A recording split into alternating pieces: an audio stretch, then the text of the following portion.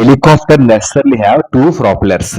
So helicopter కి ఎందుకు ప్రాపెలర్స్ అంటే ఏంటి కదమ్మా, తిరిగే రెక్కలు. ఓకేనమ్మా, రెండు తిరిగే రెక్కలకి ఎందుకు హెలికాప్టర్ రెండు తిరిగే రెక్కలు నెసెసరీ అని అడుగుతున్నారు. Okay, done. This is due to law of conservation of angular momentum. అంటే ఏం తెలుసమ్మా, యాంగులర్ మొమెంటం అంటే ఏంటి? Spinning moment. Law of conservation of angular momentum. Angular momentum అంటే ఏంటి? Spinning moment. బ్యాలెన్స్ కోసం దాని law of conservation of momentum అని అంటారు. One propeller then the helicopter rotates itself in the opposite direction. అంటే point కి అర్థం ఏంటంటే అమ్మా, సపోజ్ వన్ ప్రాపెలర్ అంటే ఒక్క రెక్క ఉంటే helicopter rotates in opposite direction మాత్రమే రొటేట్ చేయగలదు. So this only one propeller. So ఒక రెక్క మాత్రం ఉంటే హెలికాప్టర్ రొటేట్ ఇట్ సెల్ఫ్, అంటే హెలికాప్టర్ విరుద్ధంగా ఆపోజిట్ గా తిరుగుతుంది. సో తిరగడం ఇలా తిరుగుని ఆపడానికి ఇంకో ప్రొపెలర్ ఉండదు.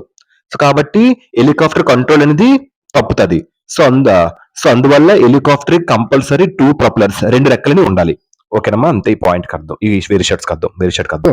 ప్రొపెలర్ అంటే రెక్క ఒక డైరెక్షన్ లో తిరిగితే హెలికాప్టర్ ఆపోజిట్ డైరెక్షన్ లో తిరుగుతుంది.